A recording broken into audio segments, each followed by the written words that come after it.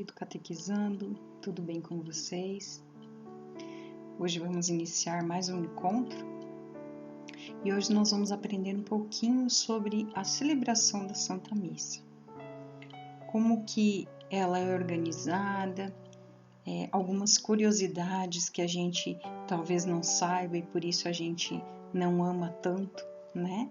Hoje nós vamos aprender um pouquinho sobre isso. E eu te convido agora a nós iniciarmos em nome do Pai, do Filho e do Espírito Santo. Amém. Fecha um pouquinho os teus olhos. Pensa um pouquinho como que está o teu coração nessa preparação para a Crisma. Você está ansioso? Talvez não está pensando muito, mas é um momento que vai ser muito especial.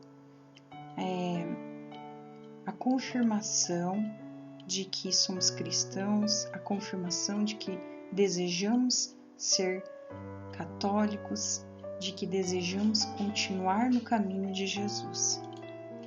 E agora, nesse momento, te convido também a olhar para essa imagem de Jesus. O que significa essa imagem de Cristo para nós? É a base da nossa fé. Essa atitude que Jesus teve de aceitar todo esse sofrimento que ele passou, de se entregar por nós, pelos nossos pecados, para que a nossa vida seja melhor, para que a gente reconheça que Deus é verdadeiramente o nosso Pai, que Ele nos quer junto dEle. Jesus não veio aqui à toa neste mundo. Jesus esteve presente aqui para nos libertar da prisão dos nossos pecados. Aquilo que nos faz sofrer, Jesus veio nos consolar. E o fato dele ter morrido na cruz, dele ter passado por tudo que ele passou e de ter ressuscitado, nos traz um novo olhar, né? Se ele não tivesse morrido, se ele não tivesse ressuscitado, seria em vão a nossa fé, né? Então, nós temos um olhar diferente agora da nossa vida. Nós queremos estar perto de Jesus, nós queremos amá-lo, nós queremos aprender com Ele, mas para aprender com Ele, para amá-lo, a gente deve conhecer. E como que a gente conhece? Através da palavra de Deus, através dos ensinamentos que nós aprendemos, através da celebração da Santa Missa. Nós vamos nos aproximar mais de Jesus. Hoje vocês são preparados para poder receber a comunhão e vocês têm esse encontro mais próximo ainda com Jesus. Então vamos aproveitar melhor esses momentos que nós podemos estar na presença dele. Amém? Vamos iniciar então o nosso encontro? Então olha só uma curiosidade. Você sabia o que quer dizer a palavra missa? Então a palavra missa provém da fórmula de despedida em língua latina. Id missa est, que significa ide, sois enviados. Então depois da celebração da missa, nós somos enviados a evangelizar. Somos enviados a praticar o que a palavra nos ensina. Somos enviados a amar o próximo, somos enviados a ter uma semana de mais graça na nossa vida. Então, a primeira palavra-chave é o que significa missa. Ide, sois enviados. Então, assim, a catequista vai fazer uma explicação, mas não tão aprofundada, porque senão a gente vai levar muito tempo aqui, né? Mas um pouco mais breve, assim, amplo do que quer dizer, de como que é realizada a missa, das partes da missa, o que cada uma significa, mas eu vou fazer de forma mais breve, tá? Não vou me aprofundar tanto para a gente não se estender muito. Então, assim, cada Santa Missa, ela desenvolve-se em duas partes principais, que é a celebração da palavra e a celebração eucarística. A celebração da palavra, ela abrange as leituras do Antigo Testamento e do Novo Testamento, e o Evangelho, e depois temos a homilia e a oração dos fiéis. Essa é a parte da celebração da palavra, tá?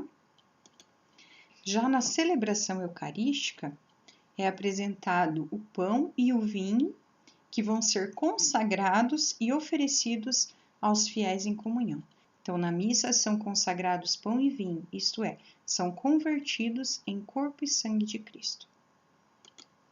Então, vamos lá. Como que é organizada a Santa Missa? Então, a missa ela inicia com a entrada do sacerdote, dos ministros, dos acólitos, dos coroinhos, se tiverem, né? E também dos leitores. Logo após essa entrada, o sacerdote ele vai fazer a saudação, ou seja, ele vai acolher as pessoas que estão na celebração. E nessa saudação, é interessante que o sacerdote ele inicia com o sinal da cruz. Nós, cristãos católicos, iniciamos todos os momentos de oração com o sinal da cruz. E o sinal da cruz, ele é feito com a mão direita, e primeiro nós colocamos aqui na testa, em nome do Pai, porque na testa, que Deus Pai esteja nos nossos pensamentos. Jesus, em nome do Filho, que Jesus esteja no nosso coração. E o Espírito Santo. Então, nós traçamos uma cruz sobre nós. O Espírito Santo aqui nos ombros, por quê? Porque ele vai estar nos guiando na nossa vida, nas nossas decisões. Então, olha como é importante esse sinal para nós cristãos. E o sacerdote ele vai fazer uma saudação assim: a paz estejam com vocês. Então, olha que saudação bonita, né? A paz esteja com todos vocês. E nós respondemos assim: o amor de Cristo nos uniu. Então, nós estamos na celebração da missa, por quê? Porque o amor de Cristo, tudo que ele fez e a morte dele, é o amor dele que nos uniu para estarmos ali. Então, todo rito que acontece na celebração da missa, na verdade, é em nome de Jesus que se celebra. Então, assim, tem o sacerdote, tem a comunidade, mas na verdade o principal ali é a figura de Cristo, tá?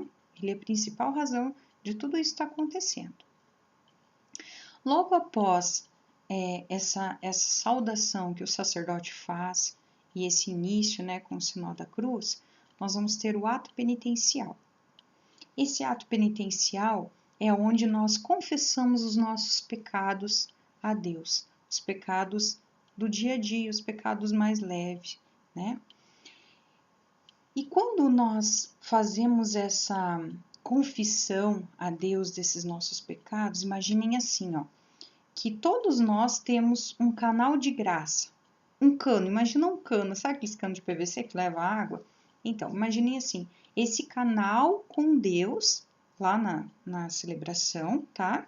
É um canal de graça. E às vezes esse cano, ele está sujo por causa dos nossos pecados. Então, nós vamos limpar esse cano. Nós vamos pedir perdão a Deus pelos nossos pecados. E todos nós sabemos quais são os nossos pecados. Então, normalmente, a oração do ato penitencial, ela começa assim: confesso a Deus Pai Todo-Poderoso. Então, eu estou confessando a Deus.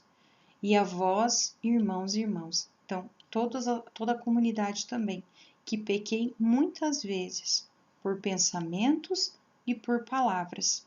Então, os nossos pensamentos, quando que eles se tornam pecados? Não é só quando vem na nossa cabeça os pensamentos maus, mas quando a gente alimenta esses pensamentos. Por exemplo, você vê alguma coisa que o outro tem e você sentiu uma inveja pela outra pessoa ter isso. O sentimento é natural, Mas o que você vai fazer? Você vai alimentar esse sentimento no sentido de você querer que o outro perca ou você querer retirar do outro? Você está alimentando esse pensamento que você teve. Aí ele torna-se pecado. Você se sentir magoado ou sentir raiva de alguém porque te fez alguma coisa, é um sentimento natural, né?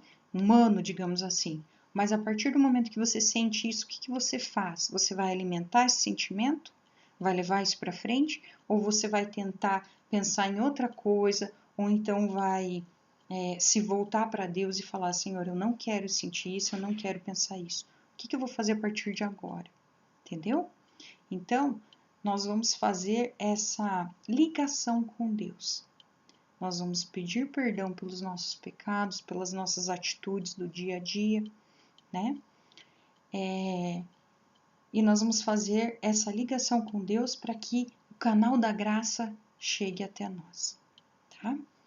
Então, feito o ato penitencial, o sacerdote vai fazer uma oração em nome de Deus, perdoando os nossos pecados, tá? Depois do ato penitencial, tem o glória em dias festivos, normalmente nos domingos, em alguns dias da semana, quando é dia festivo, tem o glória. E o glória é o quê? É um hino de louvor a Deus. Então, nós estamos glorificando a Deus. Pelo quê? Pelo que a gente glorifica a Deus? Pela nossa vida, pelas graças recebidas, né? Então, é um momento de alegria, de louvar a Deus. Depois da oração do glória, que normalmente é cantado, né? Nós temos a oração da coleta, que é uma oração de intenção. Então, o padre ele vai falar, oremos. E aí vai ter um breve silêncio.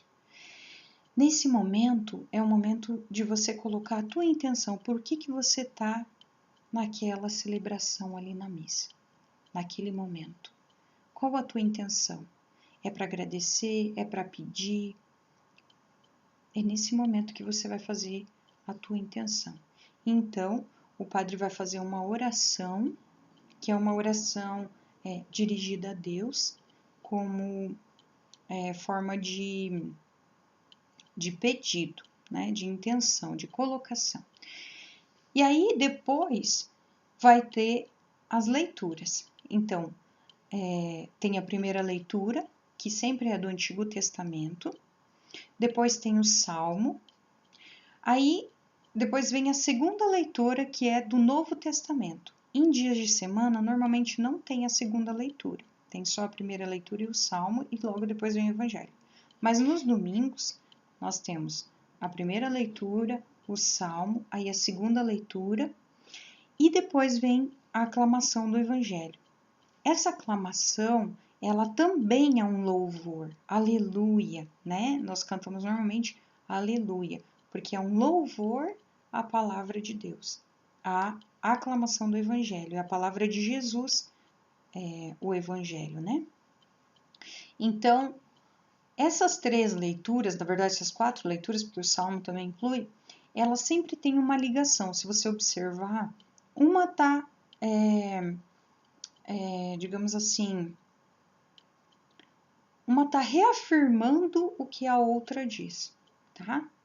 Sempre tem uma ligação na primeira leitura, com a segunda leitura, com o Salmo, com o Evangelho, para fechar aquele momento da palavra, tá? Logo após o Evangelho, o sacerdote ele faz a homilia. Essa homilia, ela é um chamado para que fiquemos atentos ao que Deus quer nos dizer, e normalmente o padre conduz também conselhos, como que nós devemos agir baseado na palavra de Deus, né? E ele faz esse comentário, essa homilia sobre a liturgia daquele dia. Depois, nós vamos professar a nossa fé com o credo, que na verdade também é o creio, né? A oração é do credo, mas nós iniciamos com o creio. Então, nós reafirmamos a nossa fé. Nós acreditamos em Deus, nós acreditamos em Jesus, nós acreditamos na ressurreição. Então, olha como é importante a gente saber o que a gente está professando, o que a gente está reafirmando na nossa fé. Então, creio na Igreja Católica, né? Católica Apostólica Romana. E depois que nós fazemos a nossa profissão de fé, reafirmando o que a gente acredita, nós temos a oração dos fiéis.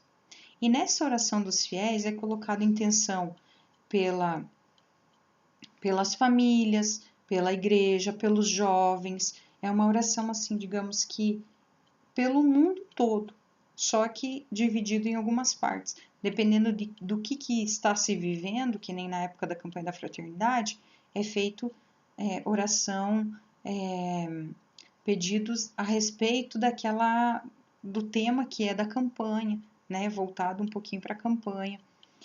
Então, esse é o momento da oração dos fiéis, tá?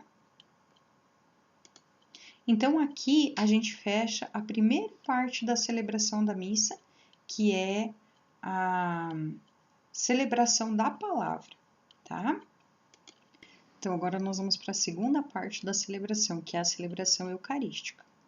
Então, ela vai iniciar com a preparação dos dons, que é o pão e o vinho. Então, o sacerdote vai preparar o vinho, que vai se tornar o sangue de Cristo, e o pão, que vai se tornar o corpo de Cristo. Junto com essa preparação dos dons aqui, é feito também o ofertório da comunidade, onde nós vamos oferecer a nossa vida e também, como gesto concreto, oferecer os nossos dons a Deus. Depois vai vir a oração eucarística. Essa oração eucarística, ela vai abranger a oração pela igreja, pelas pessoas vivas, pelos mortos, e ela tem também dentro a oração do santo, né? É uma forma de louvar também que Deus é santo. Logo após vai ter os dons do pão e do vinho, que vão ser convertidos em corpo e sangue de Cristo. Então aqui vai acontecer a transformação, a transubstanciação, que é quando o pão se torna corpo de Cristo e o vinho se torna sangue de Cristo. É um momento ápice, né? Um momento mais especial da celebração da Santa Missa.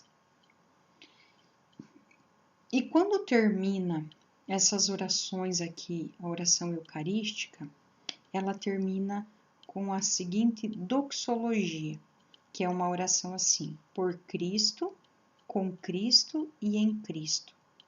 A vós, Deus Pai Todo-Poderoso, toda a honra e toda a glória, agora e para sempre. E toda a comunidade vai responder amém. E esse amém, ele deveria ser o amém mais forte. Por quê? Porque por Cristo que todos nós estamos ali. Com Cristo, ele está conosco e em Cristo. Porque Jesus está realmente presente na Eucaristia. Toda a honra e toda a glória. Então, tudo que é feito, essa memória que é feito, ela é feita em honra a Jesus, em memória dele. Então, toda a honra e toda a glória, agora e para sempre. E daí todos nós, toda a comunidade responde amém. Depois, para dar continuidade a essa oração eucarística, nós vamos rezar a oração do Pai Nosso, que é a oração que Jesus nos ensinou. Então, a gente reza o Pai Nosso, logo após vem a oração pela paz. Detalhe, aqui na oração do Pai Nosso, quando nós rezamos na celebração da missa, a gente não responde amém depois do Pai Nosso. Por quê? Porque essa oração do Pai Nosso que ela vai iniciar, depois vai ter oração pela paz e depois nós vamos responder amém.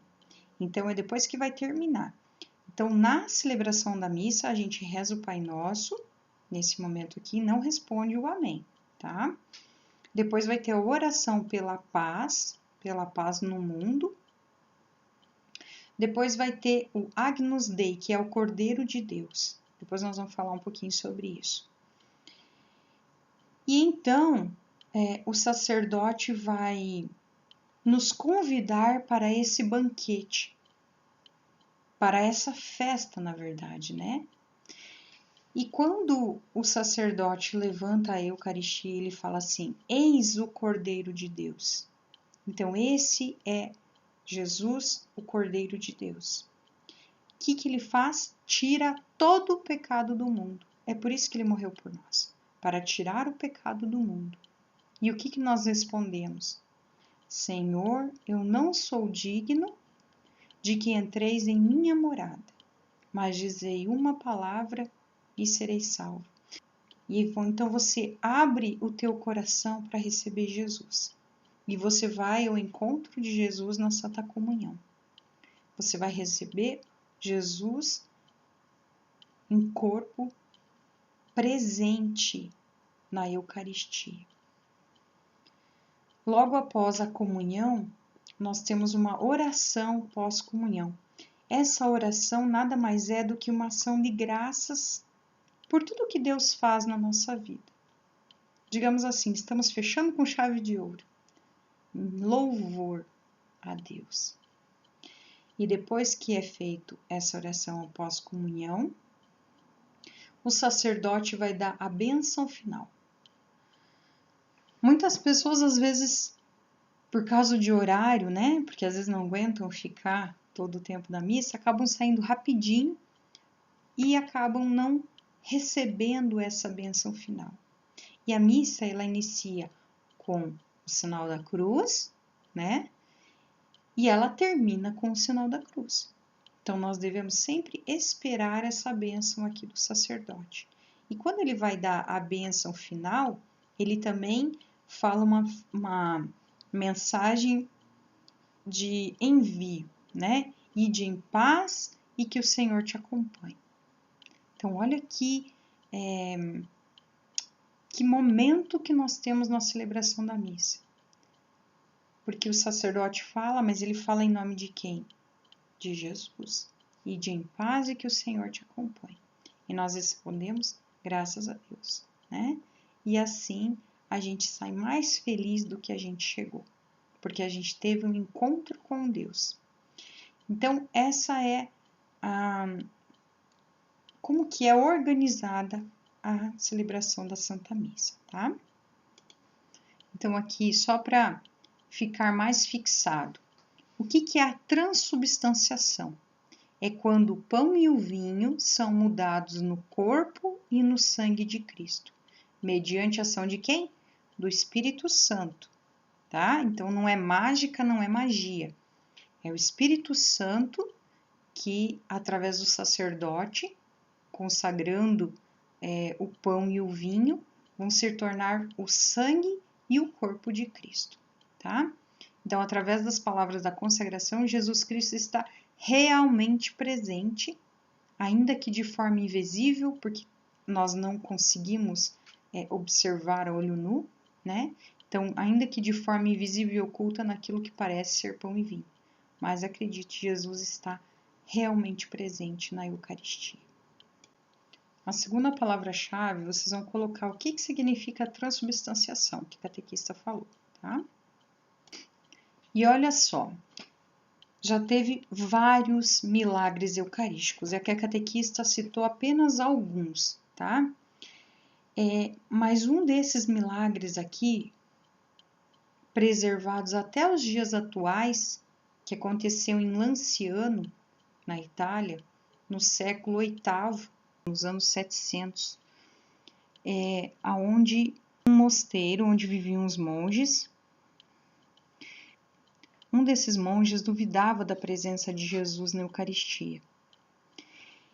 E uma certa manhã, quando ele foi fazer a celebração da Santa Missa, ele duvidou, e quando ele foi proferir as palavras da consagração, nesse mesmo instante, o pão e o vinho se tornaram corpo e sangue de Cristo. E esse monge ele ficou espantado nesse momento e ele contou para a comunidade dessa dúvida que ele tinha. E então ele começou a chorar e a comunidade também foi ver o que tinha acontecido e logo se espalhou por toda a cidade ali esse milagre que aconteceu. E foram feitas pesquisas científicas, né? E comprovaram que esse sangue realmente era um sangue que sai das veias ali do coração e que a carne, né, o corpo ali era realmente carne com fragmentos assim humanos, né?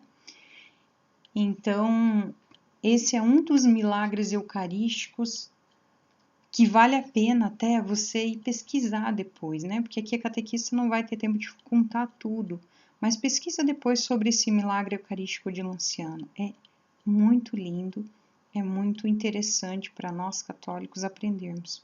E existem outros também milagres eucarísticos, em Ferrara, em 1171, em Santarém, em Paris, nos anos 1200, em Siena, em 1730, tem muitos milagres eucarísticos que aconteceram.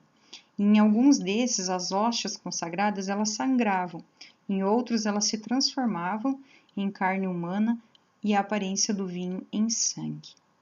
Então, pesquisa lá, vamos conhecer um pouco mais para a gente poder se apaixonar mais pela celebração da Santa Missa, se apaixonar mais por tudo que Jesus fez por nós, né? Aqui, lembra que a catequista falou que ia falar um pouquinho sobre Agnus Dei? Então, Agnus Dei é o Cordeiro de Deus. De onde que surgiu isso? João Batista, ele comparou Jesus ao Cordeiro de Deus. Por quê? Porque ele comparou naquela época do Antigo Testamento, aonde o povo foi... Deus mandou eles imolarem, sacrificarem um cordeiro, né? E passarem o sangue desse cordeiro nas portas das suas casas, para que assim que aquela praga passasse pelaquela cidade, nesses lugares que ter essa marca do sangue do cordeiro, eles seriam salvos, né? Então, João comparou Jesus ao Cordeiro de Deus, a esse Cordeiro que nos salva dos pecados, nos livra da morte. Então, lá em João, capítulo 1, versículo 29, João fala essa frase aqui, eis o Cordeiro de Deus, tá bom?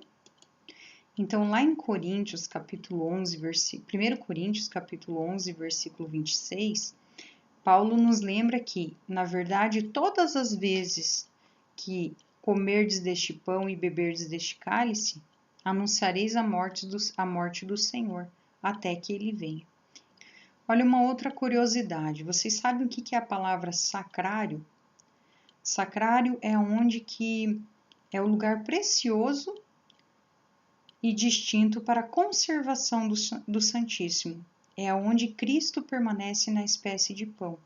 Então, quando a gente entra na igreja, sempre tem um lugar que é o sacrário, aonde nós sabemos que se tem uma luzinha vermelha lá acesa, nós sabemos que ali está presente Jesus.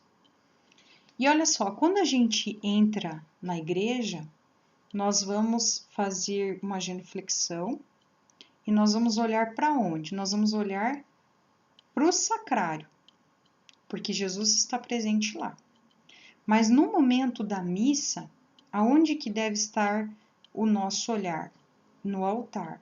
No momento que está acontecendo a missa, é no altar o lugar mais importante da igreja. Porque é ali que está sendo feito o sacrifício de Jesus. É ali que está o corpo e o sangue de Jesus, no altar, tá? E você já reparou que quando a gente vai à missa, Às vezes o padre está com uma veste verde, às vezes a igreja está com tecidos vermelhos ou roxos ou brancos. O que isso quer dizer? São as cores litúrgicas. Então, esse aqui é o ano litúrgico. E o ano litúrgico ele é diferente do nosso calendário. O nosso calendário começa quando? Começa em janeiro, né? O calendário do ano litúrgico, ele começa no advento, na preparação para o nascimento de Jesus. Porque vai ser a vida de Jesus. Então, vai começar com o nascimento, né? Então, começa com a preparação, que é o advento, a preparação para o nascimento de Jesus. Então, que cor que é utilizado no advento? É o roxo, tá? E aqui tem uma parte que é utilizado rosa, mas isso é opcional, tá? Praticamente não é utilizado. Então, o roxo, ele é utilizado no advento, na quaresma e também quando tem missas de finados, missas de exéquias, quando alguém morre, né? Também é utilizado o roxo, tá? O rosa, então, ele pode ser utilizado no terceiro domingo do advento, no quarto domingo da quaresma, tá? Então, o branco ele é utilizado nas celebrações aqui do Natal, é utilizado na celebração da Páscoa, é utilizado na celebração da Quinta-feira Santa, onde lembra que nós temos a celebração da Ceia do Senhor, tem a missa que também é feito o lava-pés, né? Isso tudo na Quinta-feira Santa. Então, nesses dias é utilizada a cor branca. Também é utilizado quando é festa de santos, ó, na época aqui da Páscoa, todos os domingos do tempo pascal, também é utilizada a cor branca. Em festa de Nossa Senhora, também é utilizado a cor branca. Na festa de Cristo Rei, no Corpus Christi, também é utilizado a cor branca, a Santíssima Trindade também. Então, nesses momentos de alegria, de festa, de ressurreição, é utilizada a cor branca, tá? Lembremos isso. Então, a cor roxa, ela é um momento mais de, digamos assim, de preparação. Lembra isso, preparação. Então, preparação para o nascimento de Jesus, preparação para a morte de Jesus, morte e ressurreição. Então, é preparação, lembra? É o roxo, tá? O branco, momentos de alegria, ressurreição, festa, tá? A cor vermelha, ela é utilizada no Domingo de Ramos, na Sexta-feira Santa e no Pentecostes. E também nos dias que nós recordamos algum mártir, alguém que morreu por Cristo, também é utilizado a cor vermelha. Então, às vezes tem missa dia de semana, ou missa de domingo mesmo, por exemplo, quando missa de São Pedro e São Paulo, eles foram mártires. Então, então, é utilizada a cor vermelha nesses dias. E outros santos mártires também é utilizado a cor vermelha, lembrando que o sacrifício, né? Vermelho lembra sangue, então o sacrifício. E também vermelho lembra o Espírito Santo. Então, em Pentecostes também é utilizada a cor vermelha. Quando vocês forem receber a confirmação, vocês vão reparar que a cor vermelha vai ser a veste utilizada pelo bispo e pelo sacerdote. E também a cor litúrgica, né, vai ser o vermelho. Por quê? Porque é uma celebração do Espírito Santo, né? Então, é utilizada a cor vermelha. E a cor verde? A cor verde, ela é uma cor de esperança e ela é utilizada nas celebrações do tempo comum, tá? Então, o tempo comum, a cor verde. Como terceira palavra-chave, eu vou pedir para vocês resumirem em que época que se usa as cores roxa, branca, vermelha e a verde, que são as principais, as que são mais utilizadas. Então, vocês vão escrever brevemente ali como terceira palavra-chave, mas também como atividade, tá? Em que momento que são utilizadas as cores litúrgicas. Agora vamos lá, uma pergunta que talvez vocês já se fizeram, ou talvez vocês fiquem perguntando para os pais ou para o catequista, né? É obrigado a ir à missa? O que vocês acham? Vocês acham que é obrigado a ir à missa? Pois bem, vamos pensar assim. Nós somos obrigados a ser católicos? Não, nós não somos obrigados. Nós queremos ser de Cristo. Nós estamos seguindo os passos dos nossos pais? Sim, né? Eu também, quando iniciei a minha vida cristã católica, eu iniciei porque meus pais me conduziram. Mas agora, por exemplo, vocês estão confirmando que vocês desejam continuar sendo católicos. Então, vocês não estão sendo obrigados. É uma opção. A partir do momento que nós escolhemos o que nós devemos, o que nós queremos fazer, que caminho nós devemos seguir, nós devemos então seguir esse caminho. Concordam? Então, assim, dizer que é obrigado a ir à missa seria o mesmo que, por exemplo, você perguntar assim para uma pessoa que está apaixonada pelo namorado ou pelo marido, se é obrigado a beijar ele ou ela, né? Então, assim, não é obrigado, mas faz parte do que nós professamos na nossa fé. Se nós somos católicos, a missa faz parte de ser católico, né?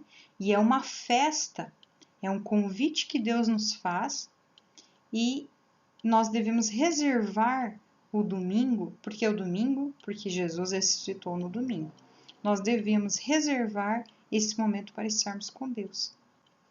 Então, na verdade, para nós, católicos, isso é uma honra estarmos na presença de Jesus na celebração da Santa Missa. E agora que você aprendeu um pouquinho mais, é claro que tem muito mais coisas para a gente aprender, porque a celebração da Santa Missa não é uma coisa que surgiu de ideias, não, ela é toda fundamentada, tanto que ela tem mais de 2000 anos, já passou por vários momentos difíceis, mas ela permanece em pé. Então, quer dizer assim, ela tem uma fundamentação, né? Tudo que acontece na celebração da missa não acontece por acaso. Veio lá na época de Jesus. Então, é todo um rito que algumas coisas foram melhorando, né? Foram, na verdade, se adaptando aos tempos atuais. Por exemplo, antes era o sacerdote rezava de costa. Hoje não, hoje ele reza a Santa Missa olhando para a comunidade. Então, algumas coisas foram modificadas, mas a essência da missa, isso não pode ser alterado, tá? Então, eu te convido, a partir de hoje, você voltar para as celebrações. Se você não tem o costume de ir à missa, volte e comece com um olhar diferente para a celebração da missa. Agora que você sabe o que significa cada coisa, participe com mais fervor. Ouça a palavra, a homilia, tenta trazer isso para a sua vida. Como que você pode se tornar uma pessoa melhor através da palavra de Deus na tua vida. E receba Jesus na Eucaristia com o teu coração preparado. Não vá à missa de qualquer maneira. Vai preparado. Se você cometeu algum pecado que é considerado um pecado grave, procure um padre, se confesse, limpa esse teu coração e vá ao encontro de Jesus, tá? Outra coisa, às vezes a gente pensa assim, hoje eu briguei com alguém, hoje eu tô nervoso, então eu não vou na missa. É nesse momento que nós devemos ir, principalmente quando tem alguma coisa nos incomodando, porque é nesse momento que às vezes a gente precisa ouvir o que Deus tem para nós, tá? Então, não fique arranjando desculpa para não ir ao encontro de Jesus. Jesus está presente e ele te faz um convite todos os domingos venha celebrar comigo, né? Então, não fiquem arrumando desculpas para não ir ao encontro de Deus, tá? E se você sentir vontade de participar mais do que uma vez por semana das celebrações, vá, participe, tá? Só vai fazer bem para a sua vida, tá bom? Então, eu vou deixar duas dicas para vocês. A primeira é pesquise sobre os milagres eucarísticos, tá? Quanto mais a gente conhece, mais a gente ama o que a gente faz, tá? E outra coisa é uma dica de um filme. O filme chamado O Grande Milagre, um filme católico, tá? Que ele vai falar sobre a celebração da Santa Missa. É um filme muito legal que abre bastante a nossa mente para o que realmente acontece na celebração da missa, tá bom? Então fica essas duas dicas. Procure sobre os milagres eucarísticos e assista esse filme. E depois comente com a catequista o que vocês acharam, o que vocês aprenderam, o que isso está transformando na vida de vocês, tá bom? Então, um beijo, fiquem com Deus e uma ótima semana.